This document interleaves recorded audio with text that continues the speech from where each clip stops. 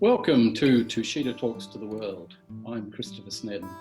Today I'd like to welcome my dear friend Dr. Ethan Allen to our series of conversations. Ethan is Associate Professor at the Daniel K. Inouye Asia-Pacific Center for Security Studies in Honolulu, Hawaii, which he joined in August 2019.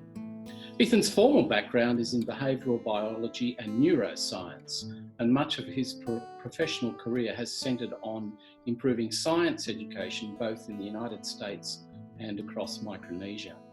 Currently, Ethan focuses on the interrelationships amongst science, technology and security issues.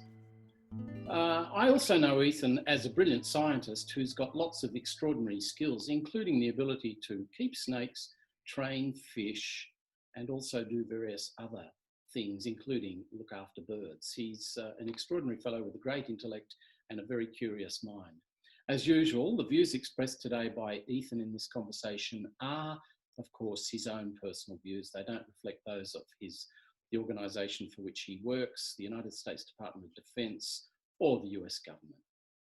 Good afternoon, Hawaii time. Good morning, Australian time.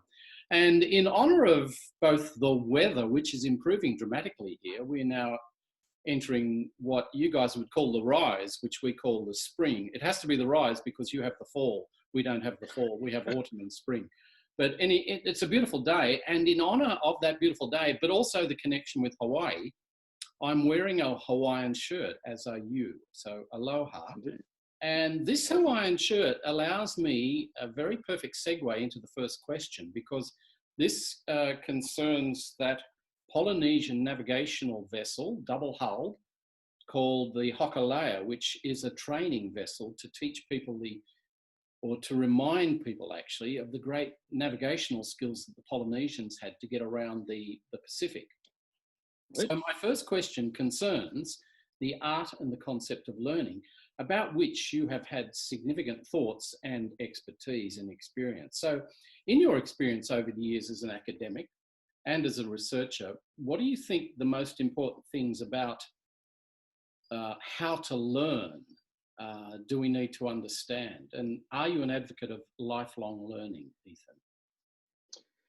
Well, yes. I mean, the short answer is we as people are born to learn. We cannot help but learn. Our brains are constantly processing. The little individual neurons within the brains are constantly sticking out new processes, connecting to other neurons, strengthening those connections, weakening those connections, communicating back and forth. All of that is involved and fundamental to learning. From the day they're born and probably well before they're born, infants are learning. You watch a young infant knock something off of a table, and you pick it up and you put it back on the table and they knock it off again. They're not doing this to annoy you. They're doing it to make sense out of the world. They're trying to figure out what really happens in the world. How does the world run? And we do that constantly throughout our lives. We constantly are in a struggle to figure out how the world works. One of the issues we find, my background as a neuroscientist, is that people tend to think of intelligence as a very sort of a fixed thing. There are smart people and there are not so smart people. But intelligence, because of what I just explained about how the brain is working, intelligence is very fluid. Your brain is constantly changing. What you learn is sort of constantly changing. Now you can choose to sort of ignore more of your input and sort of learn less, or you can choose to pay a lot of attention to one thing and less to another. but your brain will constantly learn new things and adjust, and literally physically adjust as you learn new skills. For instance, if I were to learn to play the violin, the representation in my brain of my fingers that I would use to finger the neck of the violin would actually expand within my brain. The areas devoted to those fingertips would literally grow in my brain. So yes, I believe in lifelong learning. I don't think we can get away from it. It's a great thing. So great, thank you. In terms of, as you said, making sense of the world, how important then is one's mindset? And I ask that question because during COVID-19, we've had all of these serious challenges, such as how that has the challenge of the COVID-19 virus changed our ability or indeed our desire to learn? And do you think we're ever going to return to face-to-face learning? Or do you think we're doomed forever to be virtual learners and subjected to the vagaries of technology, which is great for younger people, but for those who haven't had the same exposure to technology, it's more of a challenge. So making sense of the world and mindsets and all of those sort of things. Right. There's no doubt that this pandemic, this global pandemic, has been a stressor on us. And stress is a very funny thing. Stress is biologically useful to us, right? It puts you in this fight or flight mode, they sometimes refer to it, where you're ready either to run away or to fight. That can actually sort of heighten your senses, puts extra blood to some parts of your body, and shuts down other parts. So a little short-term stress can actually help you focus on something that you may learn very quickly. There's a classic story from the Austrian ethologist Konrad Lorenz. And Konrad Lorenz had a crow that was a talking crow. It knew how to talk. And it had free reign of his house and the grounds around it. And then his crow disappeared for a couple of weeks. And when the crow reappeared, it had one of its toes had been broken and set oddly. But the crow told him how this had happened, because the crow had a new phrase now in its vocabulary and would repeat in local sort of dialect, "Hey, I got him in the trap." And you know, this was a phrase this crow heard one time and one time only, and yet the crow had learned it, because of a very highly stressed situation. But in general, long-term stress, such as the COVID pandemic is putting on us, and stress where we can't do anything about it, or we can't fight, and yet we can't really flee from it either, is not good for learning. It's very bad for learning.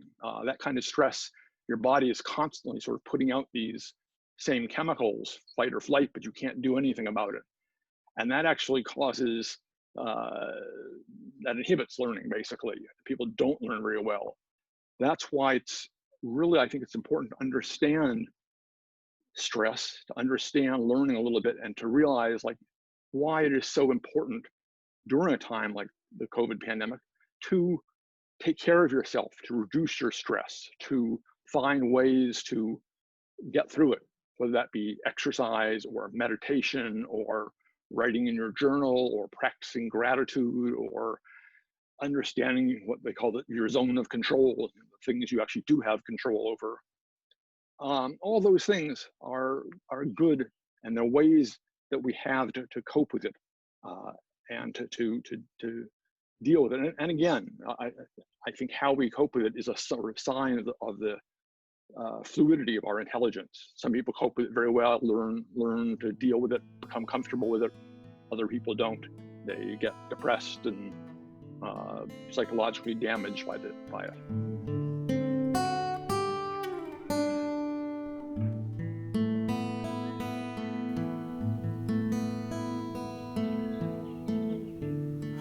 So you mentioned that word fluidity, which sort of then brings me into the next question, which concerns the not only very interesting, but actually fascinating matter of brain plasticity. And I know you have done significant research on this particular issue in terms of your PhD and various other things. So in terms of our own individual development and our ability to change the way we think or operate, and indeed to handle stress, what is this concept and why is it so important? And can we actually change how our brain functions, Ethan?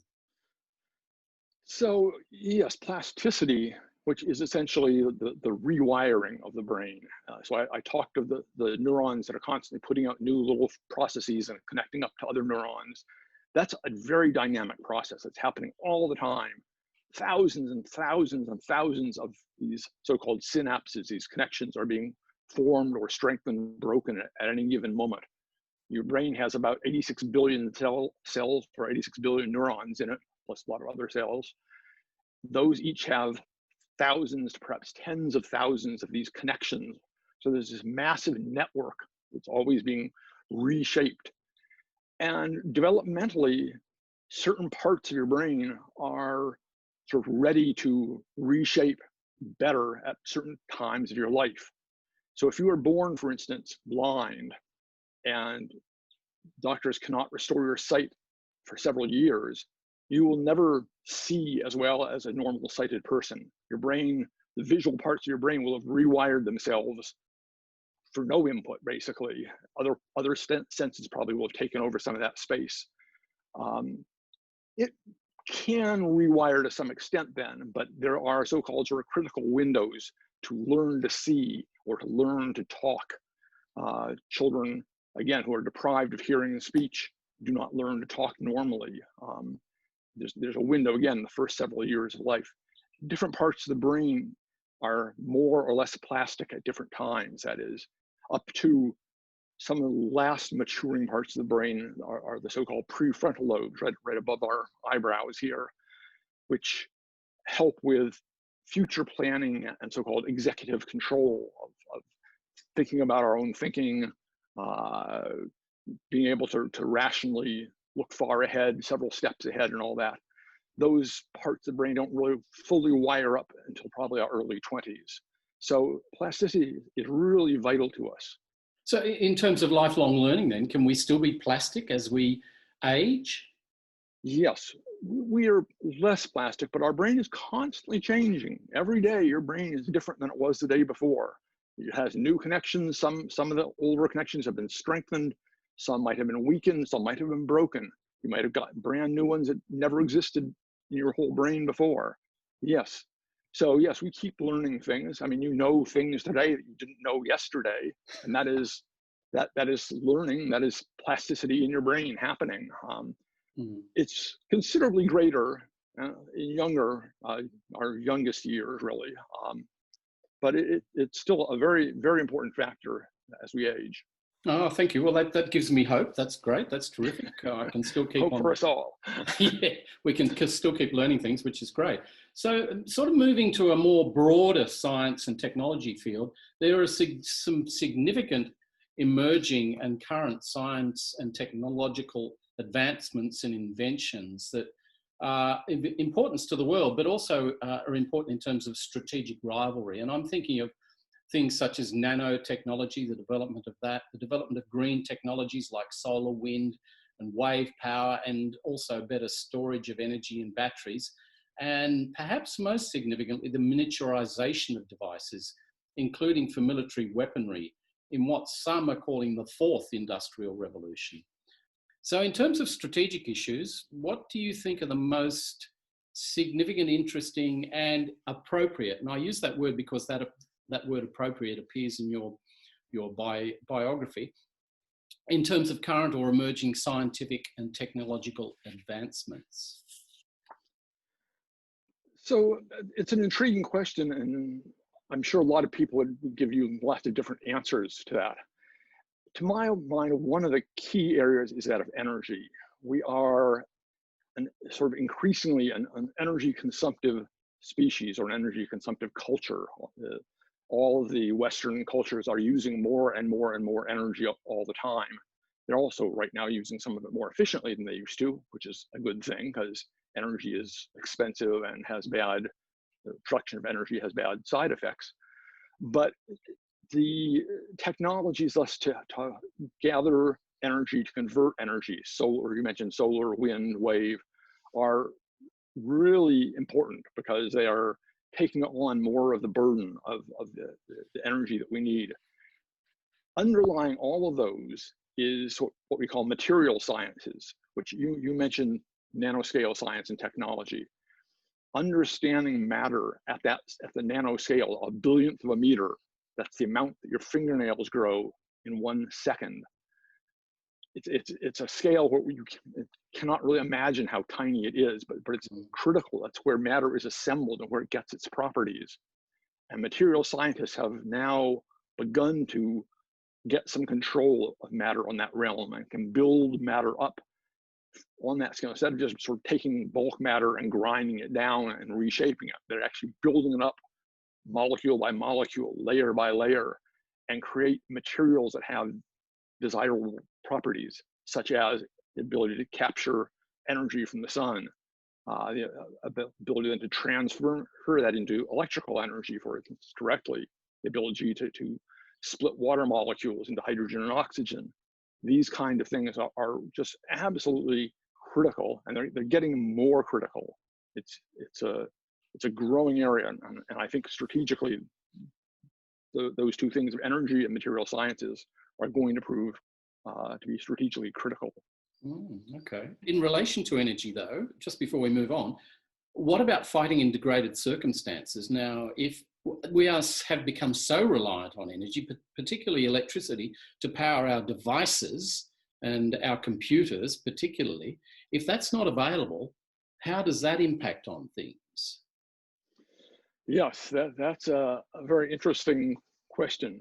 If you can sort of knock out somebody else's energy grid, as it were, you gain a tremendous technological advantage over them if they can't knock yours out in turn.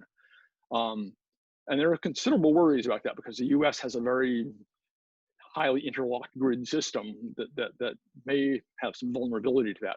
Some other countries are probably less centralized, less gridded, as it were, have more smaller individual nodes of power. Hopefully our military is preparing for that, building in redundant systems, backup systems that are independent of the grid. So if push came to shove, they can continue to operate and function, run their computers, run their communication devices, despite a total breakdown in our main power grid. Generators. Honda generators, that's what everybody needs, lots of Honda generators. Yeah. So Exactly. you mentioned how important intelligence is, and that leads me into another question about this factor that I really struggle with called artificial intelligence. It's bad enough trying to deal with human intelligence, but to think about artificial intelligence really makes my brain go even more plastic. So what is this thing and why is it important? What is artificial intelligence and why is it so important, Ethan? So artificial intelligence, AI as it's often called, is sort of broadly, it is the ability of machines to learn new things. So sort of in the old days, the good old days, when we all grew up and started using computers had to be programmed, and they were programmed to do X, Y, and Z tasks.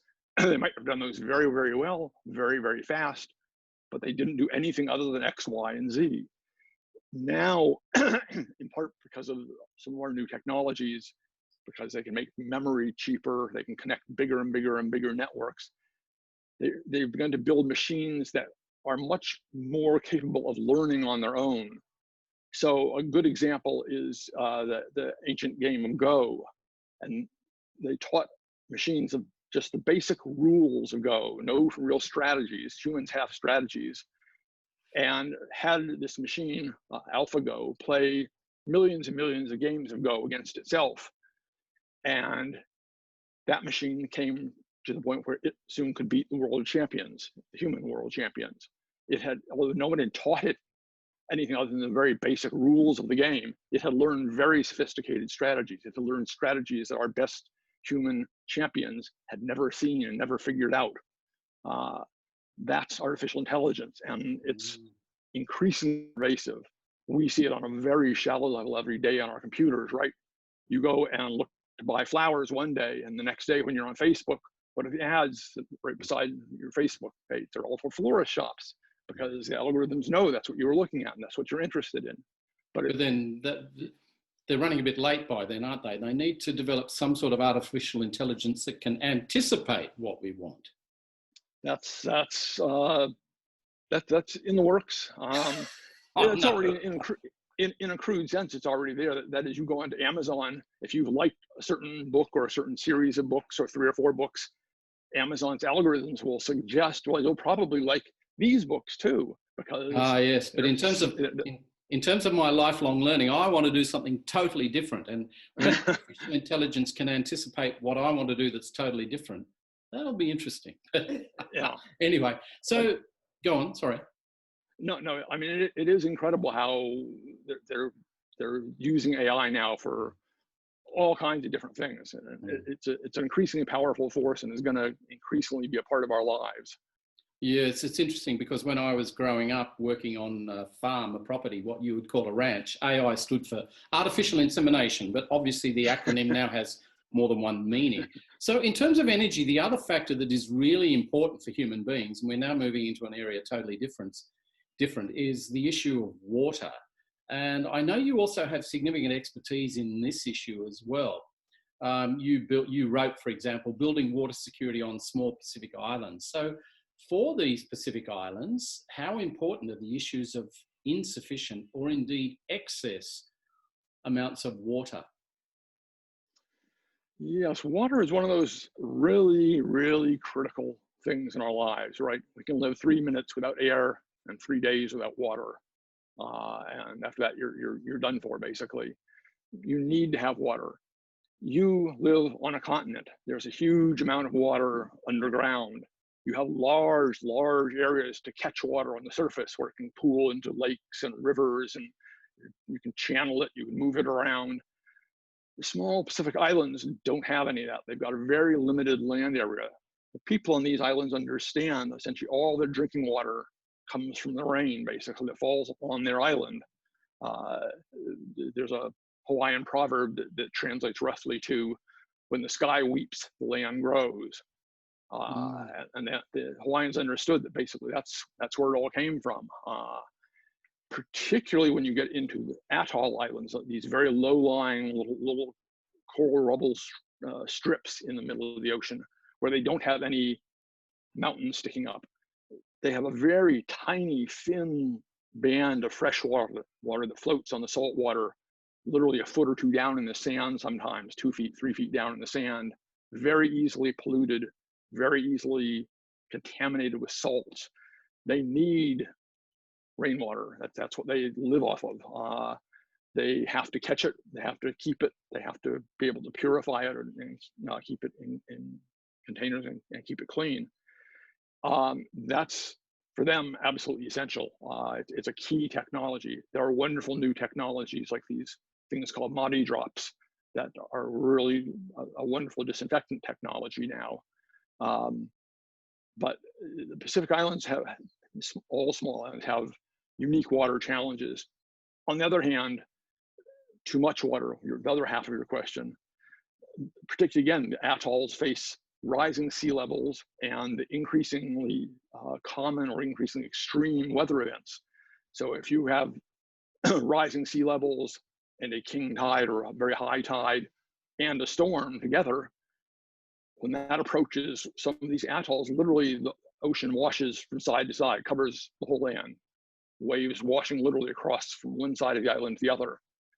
That, of course, ruins the soil by dumping salt water into it, ruins agriculture, destroys infrastructure, terribly damaging. And that's not just confined to small islands. That's any low-lying sea coast areas, which includes, 85% of Bangladesh? 75% of Bangladesh is within a few meters of sea level. So there, and much of the southeastern coast of China is very, very low. So millions and millions of people living in areas that are potentially get too much water, which is just as bad as too little.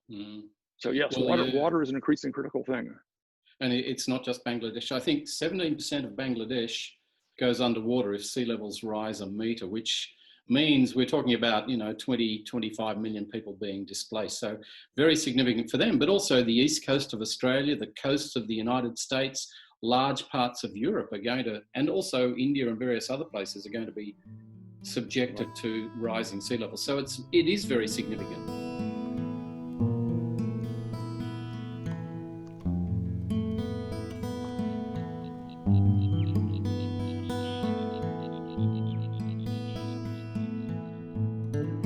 In other parts of the world, actual water for consumption is a major issue, and the United Nations data suggests that over 1 billion people, which is roughly 1 in 6 of the world's population, have no access or very limited access to safe drinking water. And another 2 billion have unacceptable levels of sanitation. Arguably, this situation is going to get even worse, partly because we're not paying attention to it, partly because of population growth, developmental issues, and so on and so forth. So some strategic analysts suggest that water, or the lack or the deprivation of it by an upstream nation to a downstream nation, may be a cause of future wars in parts of Asia in particular. A further associated issue is upstream pollution and water quality. So in terms of human security, what do you consider to be the most significant or volatile domestic and or international issues in relation to water? So yes, you captured it very well there. There are particularly bad or particularly potentially troublesome issues when water crosses national boundaries. And to my mind, sort of the epicenter of this is the Chinese-controlled Tibet, where in 10 out of the major 11 rivers in Asia start. China controls that area and is busily damming those rivers. Their neighbors naturally are concerned about this, as they rightfully should be, because everything from the Indus to the Mekong, everything in between and over to the Yellow River and the Yangtze are all start out up in the Tibetan highlands.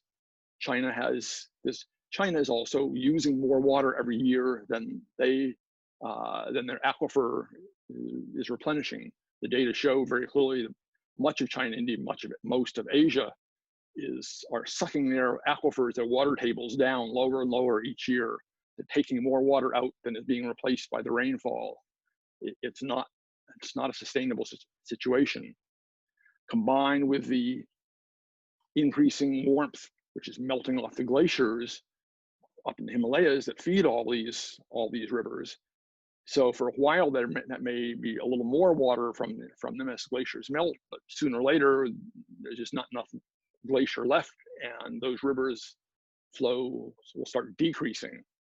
And so just think for a moment, you've got a river like the Indus.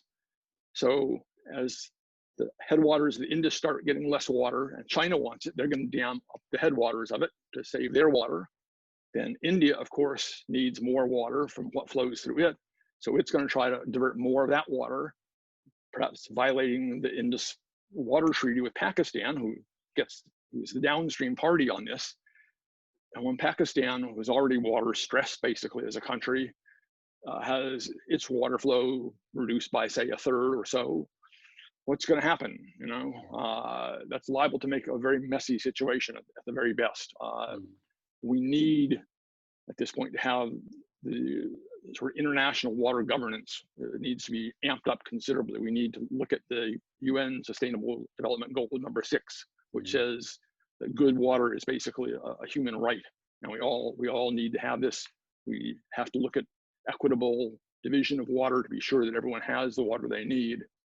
And if we don't do that, though, I tend to sort of side with those people who worry about wars over water. We haven't had them yet, but doesn't mean we won't have them in the future. No, and I suppose there are possible solutions, including trying to encourage people to use less water, new conservation technologies, recycling wastewater, desalinization, better agricultural use.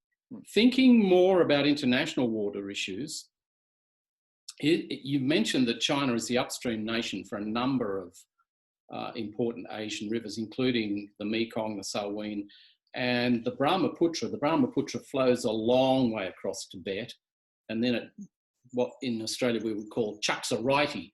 It does a right-hand turn and heads for the Indian Ocean, or the Bay of Bengal actually, and then breaks up down in that area of India and Pakistan into a number of rivers. And India upstream actually has some territory which is the wettest in the world, Arunachal Pradesh and Meghalaya, but the rain doesn't fall there all of the time. So at some periods of the year they have a lot of water, and at some periods of the year they don't have enough water. So India is the upstream nation for a number of rivers that flow into both Bangladesh and Pakistan.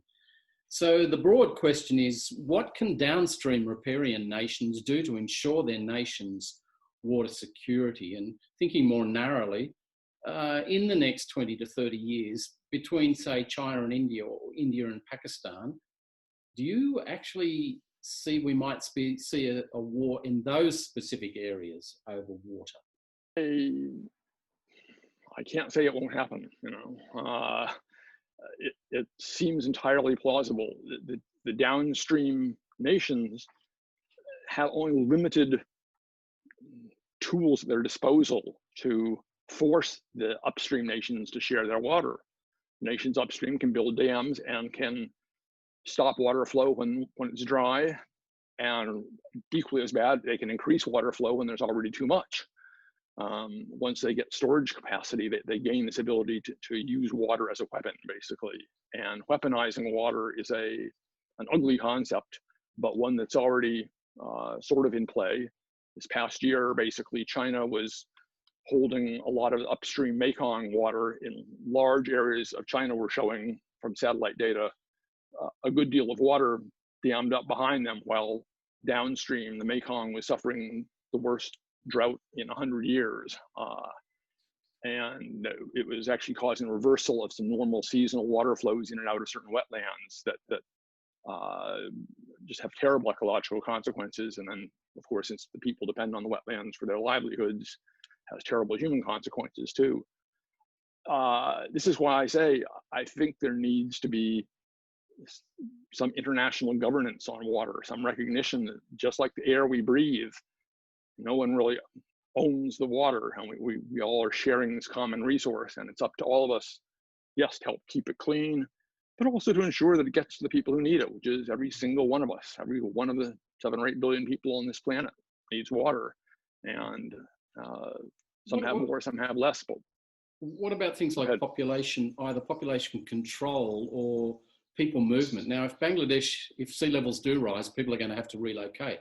There's not going to be any choice, and that will be not just Bangladesh, but parts of India as well. But Pakistan, for example, now has a population of about 200 million. By 2050, they're saying it will go up to 350 million. Now, if there's a finite amount of water, obviously there's less per capita. So it seems to me, amongst the various factors, population growth is also something that nations need to consider. Now, China, on the other hand, is going to have a diminishing population, which may be fortuitous. But any thoughts on that?